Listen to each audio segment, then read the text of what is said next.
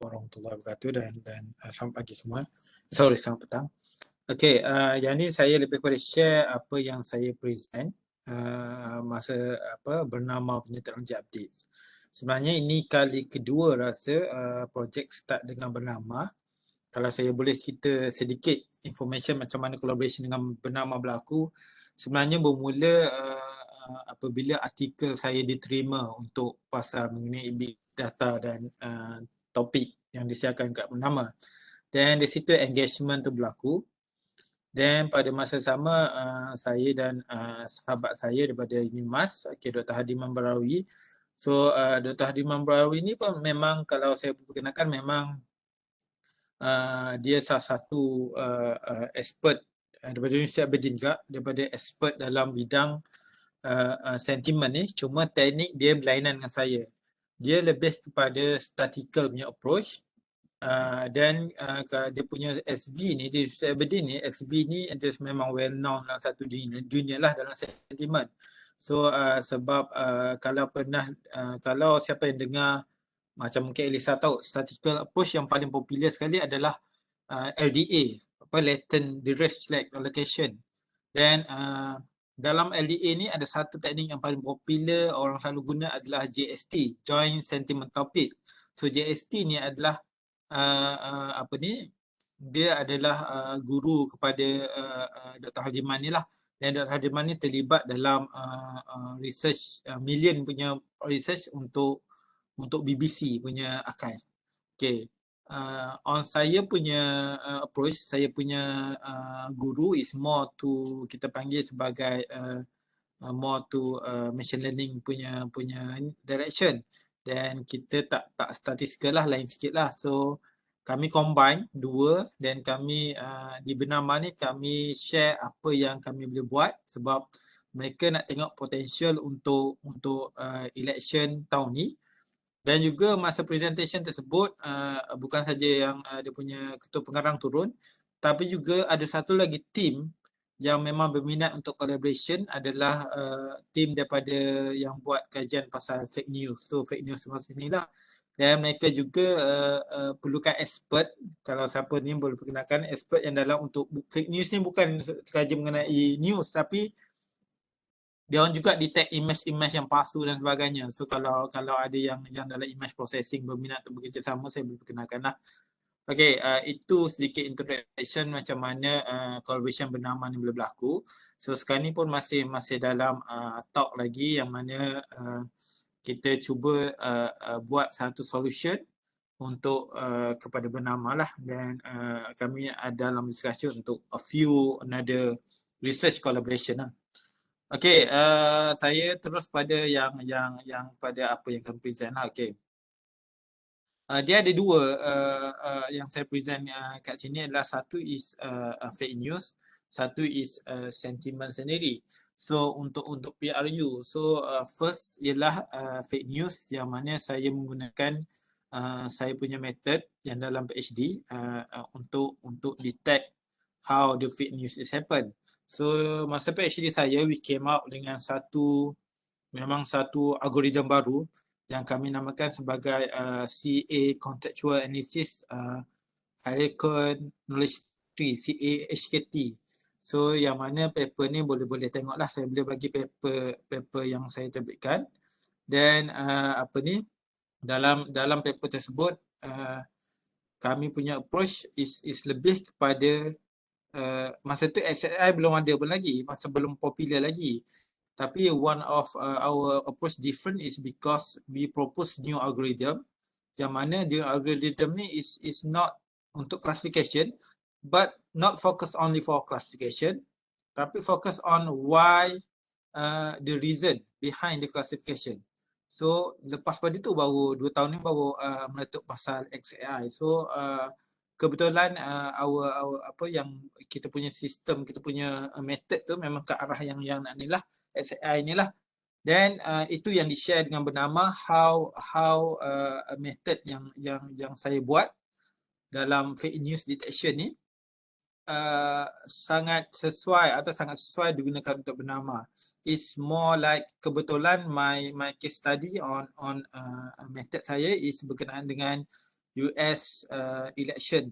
Okay, US election pasal Hillary and Trump. Sebab kalau kita tengok 2016 ni, dia macam fake news punya apa ni, letusan lah. Kalau kita tengok fake news punya ni masa Trump Hillary Clinton campaign ni, yang termasuk dalam Facebook punya problem apa, data breach tu, macam mana Trump fake news ni digunakan untuk naik Trump punya sokongan lah, dan kita tengok Trump memang menang lah tahun-tahun tu kan.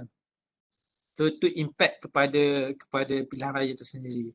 So dalam approach saya, apa yang saya cuba paparkan ialah we want to try to propose new technique yang mana dia less dependent dekat training data ataupun linguistic resources.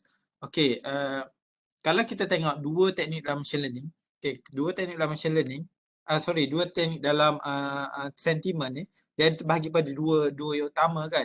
Satu lebih kepada machine learning, okay, supervised ke, unsupervised ke, dan dalam tu banyak lah SVM, random forest, sekarang ni banyak deep learning lah yang state of art dia. Dan satu lebih kepada lexical based approach, yang ni kita panggil sebagai NLP. So NLP kita adalah dia punya teknik-teknik NLP dalam tu kan.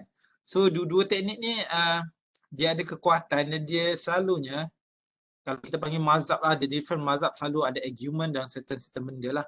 That's why on certain part dia memang ada argument sangat tinggi lah antara NLP dengan orang machine learning. Because NLP ni dia find reason. Yang tu je selalu gaduh tu.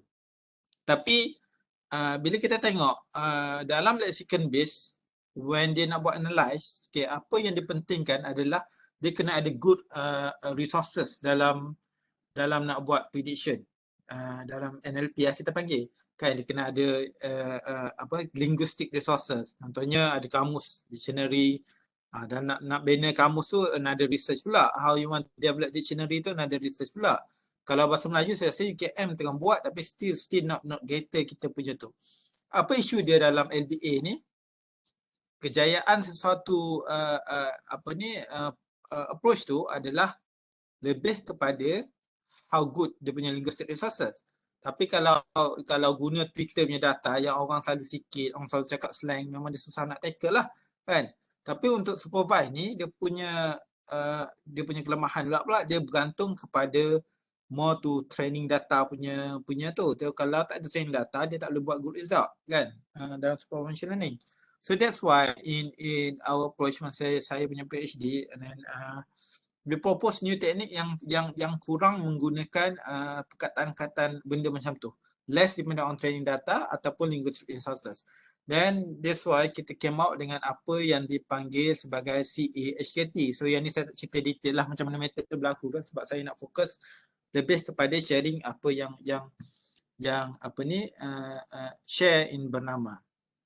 So when I have my problem method CAHKT tu, so we test on the fake news data set, yang mana we try buat classification, okay. Dan yang kedua we try to provide nak tengok study relation of word. So kita tahu lah fake newsnya, saya tak pergi definition dan sebagainya. And ni contoh saya dalam case study saya ambil title je. Kita tak nak tengok content pun.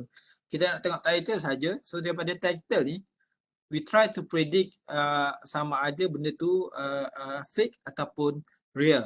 Kan? Ni adalah contoh-contoh sampel data. Tak silap saya ada 3,000 data set. Yang mana 1,500 untuk fake news and another 1,500 untuk real lah. So kat sini ini contoh-contoh yang real title punya ni, dan di sini adalah contoh fake news punya title lah kan. So kalau kita tengok pattern dari segi biasa pun, kalau kita by human punya tu, certain fake tu kita boleh nampak lah dia punya pattern. But how you want to translate the pattern dalam untuk machine to understand, I think that's the big question. Even this issue pun bernama pun masa dia cerita macam tu, benda macam ni tu problem. Dia memang nak gunakan satu-satu tool yang boleh detect terus level of benda tu atau fake dengan real. Dia ada satu website yang saya share nanti yang bernama membuat untuk detect semua benda news yang fake lah. Sebab one of cabaran dekat news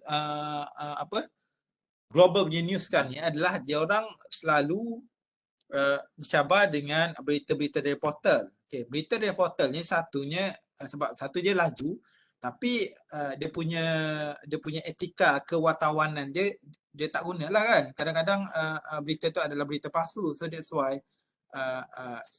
untuk kekal relevan, dia ada SOP ataupun dia ada etika yang bernama ni kena patuh. Tapi pada masa sama untuk menjaga supaya kadang-kadang berita dia pun orang copy, orang tukar tajuk, orang buat fake news. So dia ada satu department yang menjaga semua benda ni. Dia naklah tool-tool yang boleh selesaikan dia ni lah. Walaupun dia sekarang rasanya kerjasama, dia ada buat kerjasama dengan KM tapi bukan betul-betul untuk detection of fake news lah. Dan ini saya punya approach. Okay, this is what my approach do. So my approach basically kita build up, kita supply word tu, dia masuk je dalam saya punya algorithm. Then this algorithm lepas dia cleansing semua, dia buang semua word tu, dia tak pakai NLP untuk detect adjektif ke apa, dia terus organize algorithm tu dalam satu bentuk kita panggil relation of word ataupun kalau konsep ni kita panggil HKT lah, hierarchical knowledge tree, yang mana word tu dah ada relation masing-masing yang dapat beri gambaran. This is one of main advantage on our proposed approach compared to other classification. So kalau kita tengok other classification kan, supervised contohnya SVM ke, random forest ke, naive Bayes ataupun deep learning ke, one of the main issue is dia punya tu adalah the black box kan, dia tak nampak benda tu apa, kosong. Tapi on our approach, dia punya tu kita boleh nampak, dia ada create knot, dia create relation of word, tu yang kita propose, kita different saya punya method dengan method yang lain tu. Dan contoh kat sini kita data Amazon, dia masuk text processing, dia convert tu jadi vektor. Kalau NLP ni ataupun kalau word ni memang convert jadi vektor lah untuk kita compare. Dan dia akan create satu HKT macam ni, dan last sekali dia came out dengan tree lah. So kalau tengok saya punya tree, saya tak fokus pada algorithm lah. Ini contoh tree yang dibina daripada fake news punya news. Okay. So kalau kita tengok, okay, ni semua automatic ni. Dia punya knot tu semua create automatic. Masuk je dalam saya punya algo, automatic dia create semua benda tu. So dia panggil ni root knot lah kan. Ni anak dia macam biasa kebanyakan lah. So yang ni root, kita panggil root dia punya ni parent inherit relationship. Dia ada genealogical relationship juga. Ni antara knot 7 dengan knot 7 dan sebagainya ni, dia ada dia punya relationship dia sendiri. So setiap number ni adalah knot lah. Dia knot yang macam ni.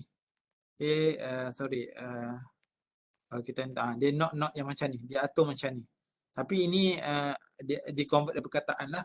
So based on bila saya apply saya punya method tu, bila kita tengok fake news dengan HKT news, kita nampak comparison kepada apa yang berlaku antara fake news dengan real news punya tu. So kalau kita tengok sini, fake news kalau tengok pasal Hillary Clinton ni memang akan ada pasal email, FBI, WikiLeaks semua ni.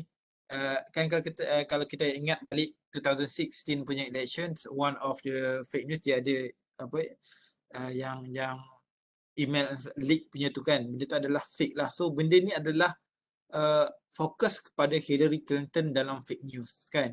So daripada ni sebenarnya, daripada knot ni kita boleh track back balik to the source kan. Kita nak tengok macam apa source dia cakap tu sebenarnya, yang tu kita boleh track back balik. So yang ni yang tak ada di offer dalam approach yang lain lah, yang current machine learning punya approach. So kita pula nampak pattern. Kalau kita tengok HKT News, kalau Clinton punya issues, yang ni dia buat automatic dia punya tu. So dia tak adalah pasal-pasal ni sangat. Tapi kalau kita tengok Trump ataupun kita tengok pasal fake news juga, yang menariknya kalau dia ada pasal macam mana relation antara word, contohnya antara Muslim dengan terorisme, benda-benda macam tu dipaparkan dalam algoritma secara automatik. So this is one of kita approach yang bernama, kalau kita guna ni kita boleh detect based on the punya relation tu we can detect, we can spot the word ni yang dan kemungkinan word itu adalah fake news. Okay. Macam mana kita buat classification dalam algorithm ni is basically bila new node yang ni saya tak cakap detail lah macam mana proses tu berlaku. Bila ada testing data tu berlaku, kita akan map dan kita akan tengok dia panggil influential node yang akan buat decision sama ada benda tu classification ke tak. So bila kita buat classification, so my method kalau kat sini kan saya punya method CA ni untuk case ni dia mesh dengan the best of SMI method sebab macam RFC, ada number base, SGD, stochastic support vector machine. So dia mesh dengan yang lain lah 81%. Okay, bukan saja dia boleh bagi benda ni tapi dia juga classification dia juga boleh kata baik lah. Tapi kalau kita buat deep learning, of course deep learning memang lagi tinggi lah dari segi classification.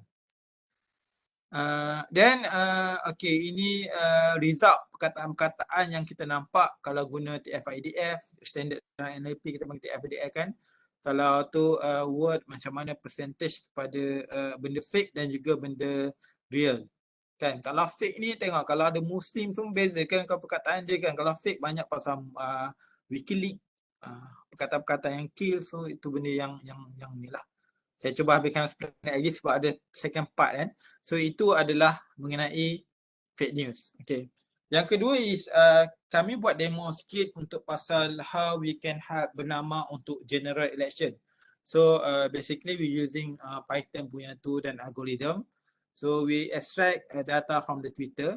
So ini contoh macam mana orang guna Twitter kat dulu kat US untuk 2020 dan tengok sentiment based on location kan. Tapi untuk case study ni we just focus, okay, kita tarik semua Twitter yang ada cakap pasal PRN Melaka dan we analyze automatic nak tengok relation of word dan sebagainya. So berdasarkan PRN Melaka tu memang kita jangkakan BN akan menang besar lah sebelum result keluar kita dah cakap kat bernama tu nampak macam BN akan menang besar lah. Dan memang kalau kita tengok dia punya ni relationship common word dalam Twitter ni teknik yang tak pergi spesifik teknik on machine learning lagi. Just we want to explore on the word. Yang ni tak ada apa tapi kalau kita tengok okay, dia kena tengok dari semasa-semasa. Kalau first Twitter punya tu, saya rasa 7 day macam kita extract ada stage dia, kita tengok pattern PH tu tinggi. But then satu isu yang keluar lah paper yang turun dia punya PH punya. Saya tak ingat apa tapi kita memang ada present dekat bernama itulah. Dan ini kita keluar, kita panggil sebagai network diagram. Yang ini pun boleh buat dengan Python bila kita ada data tu kita carilah. So network diagram ni they show how strong is relationship. Okay, contohnya kalau kita tengok macam mana dia punya ni, dia boleh nampak macam katalah yang tak nampak sangat kan. Okay, antara ya of course PH dengan Anwar ni dekat dan kita ada satu nampak pasal PRL Melaka candidate mistake ni adalah relation yang rapat lah yang selalu cakap. So every relation ni dia punya stage ni dia ada group stage mana. So yang ni adalah social network yang develop yang memang dah dia punya lah. So kalau saya punya teknik tadi dia develop semua sekali dalam satu link yang sama. So yang ni dia tengok punya H punya kekuatan lah. And so basically yang tu yang kami buat untuk PRM Melaka. Dan baru ni kawan saya yang kat Sarawak tu, dia memang kat Sarawak Unimas, dia buat analisis untuk PRN yang sama untuk bernama juga request. Memang dia punya prediction pun hampir samalah dengan apa yang result yang sebenar. Dan saya rasa setengah jam dah kan, saya rasa itu saja yang saya nak share. On practical part kena panjang lah, kalau practical ni kena demo on request boleh lah demo sehari ke apa kan untuk macam mana buat ataupun implement all this algo. Basically kebanyakan ni memang kita guna Python lah dan juga kit dalam Python, NLTK dan sebagainya untuk data processing. Dan yang ni kita tak pergi pasal untuk buat algo ini, just we want to explore the word je. We want to analyze how the relationship of word before we develop the algorithm. Saya rasa tu saja. Dan saya buka kepada question lah. Okay, terima kasih banyak-banyak bang. Kalau yang PRM Melaka tu memang membuat analisis lah gitu. Yang ni aku buat analisis, tapi detail dia memang aku buat lah. Yang ni some of the analysis lah. Tapi memang sekali dengan dia lah. buat sekali dengan dia lah. Okay. Tu So, punya kalau suppose tadi dia buat lah, aku tak sempat buat. Kalau contoh PRM Melaka ni, data Twitter berapa lama dia punya duration yang dia buat analisis? Kita orang ambil 10 hari. Sebab Twitter sekarang ni tak macam dulu. Twitter sekarang ni dia ada limit. Dulu dia tak ada limit. So sekarang ni dia dah ada limit dah. So nak berbayar something macam tu lah. Kalau dulu kita boleh extract je berapa banyak pun. So yang kita ambil, kita tengok 10 hari, 20 hari, 10 hari sebelum, 10 hari dekat yang campaign. Kalau sentimen analisis ni wah, memang Twitter ke sumber yang paling orang pakai ataupun ada juga dekat tempat lain ke? Tak. Yang ni yang paling simple sebab isu dia is Twitter ni kita boleh dapat akses yang mudah lah.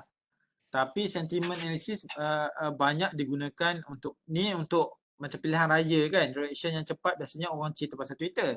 Tapi untuk macam produk punya review dan sebagainya, biasa kita ambil dia bagi review lah, macam Amazon tu kadang 2 page review pun kita ambil untuk buat sentiment. Alright. Okay. Very interesting. Saya buka pada sahabat-sahabat untuk tanya kalau ada soalan. Boleh unmute terus tanya lah kalau ada.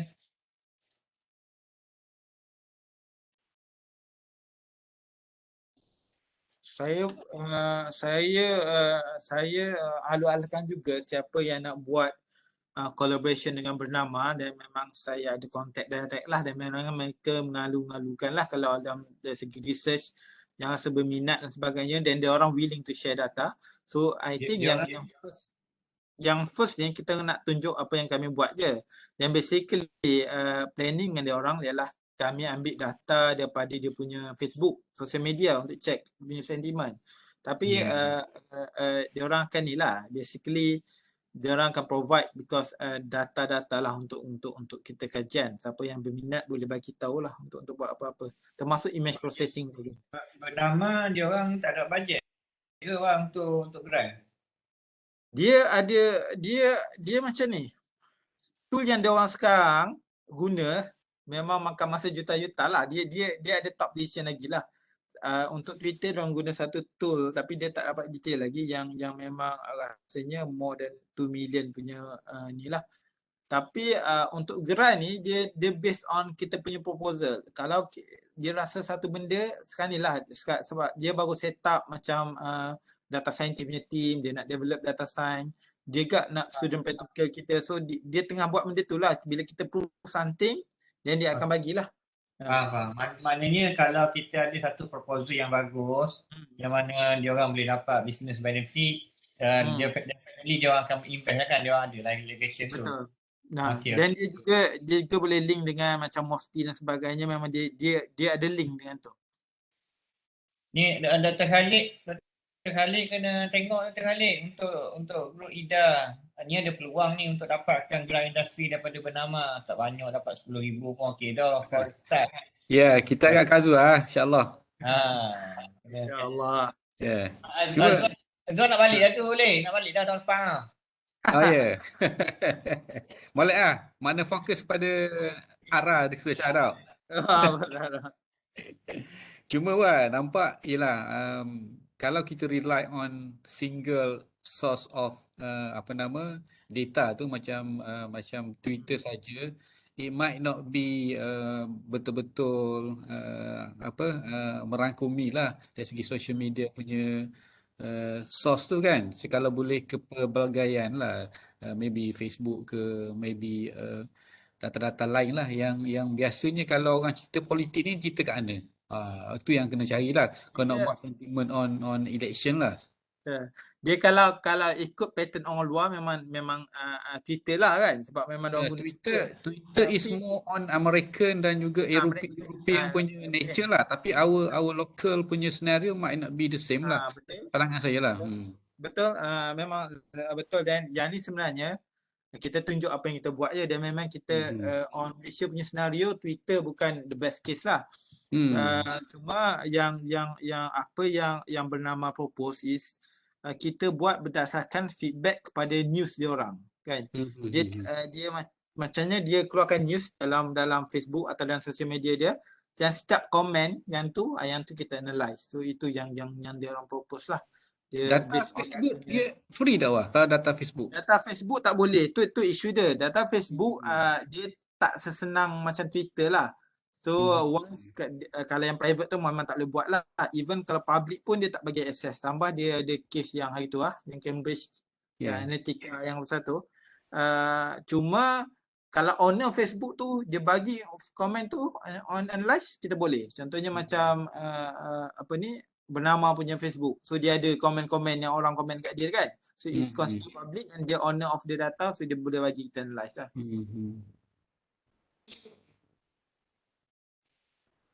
Okay, thank you. Saya tanya ni Mak, tadi Mak ada sebut pasal Twitter, biasalah dia sebab memakai lexicon kan. Jadi Twitter tu dia banyak slang, banyak ejaan yang short term semua kan. So macam mana selesaikan isu tu? Dia tu cakap on algorithm Twitter yang kita guna, kita tak menggunakan linguistic punya resources. Kalau tak jadi ya, sebab kita banyak bahasa Melayu. So kita banyak menggunakan machine learning punya approach lah. So ataupun statistical punya approach. So basically machine learning punya approach ni dia tak kisah bahasa. Dia tak kisah language. Dia tengok sama ada macam dia ada teknik lah, kalau PMI, point mutual wise tu, ataupun TF-IDF untuk cari dia punya tu. So dia more tu calculate vector punya, macam yang aku punya ni, yang aku punya propose ni, dia keluar ni, ini pun tak pakai satu pun linguistic resources. Dia pada intersection pada ini statistikal lah. Statistikal. Cuma dia pakai, biasanya dia nak buang benda-benda yang tu standard pre-processing punya ni lah. Dia buang kalau bahasa English punya, kerana case English kan, dia buang dia punya apa ni, yang stop word semua benda tu lah. Tadi mau sebut lexicon tu, yang ni tak guna lexicon lah maknanya. Yang ni tak guna lexicon. Okay. Dia macam lexicon yang banyak yang tak guna lexicon sebenarnya. Kalau machine learning memang tak guna lexicon lah. Dia guna untuk macam pre-processing lah. Kecuali kalau dia nak combine hybrid, macam dia nak tengok adjectivenya word, tu lain lah. Dia macam mana kalau research dalam benda ni, kalau teks ni banyak, ada yang NLP ni yang nak build up linguistic resources juga, bukan satu benda yang senang jugalah. Untuk bahasa Malaysia ni saya tak tahu. Yang saya tahu memang UKM ada yang nak buat develop kan, kena UKM dan sebagainya. Tapi tak nampak lagi yang dia boleh integrate dengan dia keluar sebagai public. UKM tengah buat WordNet kan? WordNet untuk Malaysia punya. Tapi itulah the nature of Malaysia punya ni tak sesuai bagi aku linguistic resources. Sebab kita punya bahasa, kalau kita translate bahasa Melayu pun, tapi kita cakap bukannya bahasa Melayu betul kan, even rojak punya bahasa. So linguistic resources ni tak berapa ni lah. Tapi of course the NLP punya people dia ada dia punya tu lah, macam mana nak solve the issue. Siapa-siapa yang lain ada soalan tu tanya future plan untuk mempunyai sentimen di sini benda wah, next project apa selain pada politik? Sekarang ni bernama memang kita buat lah, tapi basically dia bukan buat pasal sentimen untuk politik kan. Dia fokus kepada feedback news kepada news dia sendiri kan. Dia macam tu. Dia analyse feedback orang pada news dia. Itu yang buat. So yang politik ni part of the option lah untuk dia tengok kan. Tapi yang tu yang kita try, kita tengok apa data dia orang ada dan apa yang buat. pada masa sama sekarang ni pun saya yang kawan saya tengah ada few lagi memang tengah kutip pasal banjir punya Twitter. Sebab kalau kita tengok dalam banjir ni down terus semua benda kecuali orang menggunakan benda utama untuk selamat adalah Twitter. Yang tu yang orang jadi fokus untuk macam mana selamatkan orang. So benda tu yang kita akan cuba analyse lah. Saya rasa satu opportunity yang bagus jugalah kan, sebab kalau kita tengok sistem masa banjir ni memang bagilah sistem apa-apa semua down, dah orang guna Twitter ke untuk share alamat, share guna tu sebab based on hashtag tu semua kita boleh tahu kat situ. So yang tu juga kita tengah tengok lah, boleh tengok jugalah sentimen dengan tengah tengok sentimen Twitter dengan kerajaan punya macam mana diorang selamatkan benda ni lah. Buat isu. Tapi aku tengok kat Malaysia ni banyak dalam TikTok lagi daripada Twitter sebenarnya. Jadi mau kena buat sentimen dalam TikTok lah. TikTok. Video lah, videonya tu. Okey, tak ada soalan aku daripada sahabat yang lain. Ada Cuma macam ni Lee, satu lagi request, sebenarnya kalau perlukan, tapi bukan sesi ni lah, kalau perlukan hands on punya macam mana nak buat benda ni, macam mana nak tarik data Twitter, macam mana nak analyse, macam mana nak guna machine learning dalam Python tu, boleh je buat bengkel mana tapi proper punya tu lah. Untuk tu mau buat analisis ni pakai apa? Python ke R? Dia pakai Python, tapi dalam Python tu banyak lagi benda-benda library yang kita kena tu. So kita kena tahulah which one yang tu.